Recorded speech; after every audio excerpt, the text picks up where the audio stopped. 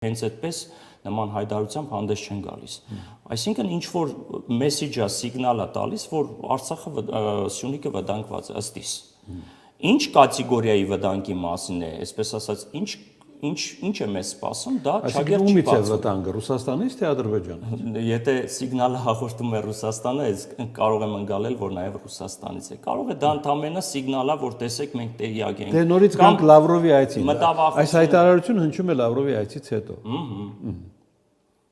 Ասել եմ ու բազմից եմ ասել, հիմա էլ կասեմ։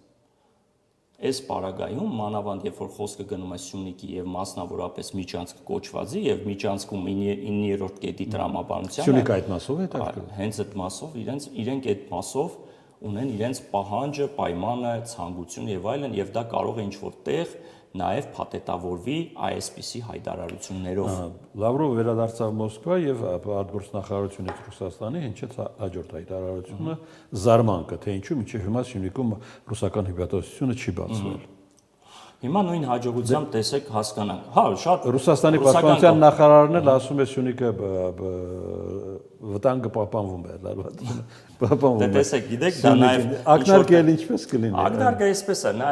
ասեմ ինչից կարող է լինի ակնարկը։ Բացեք հյուպատոսարանը, սպասեք, ավելի հետաքրքիր բան ասեմ։ Ընդամենը 1 օր, 2 օր առաջ Ֆրանսիայի արտգործնախարարը հայտարարեց, որ Գորիսում բացվելու է ֆրանսիական հյուպատոսությունը։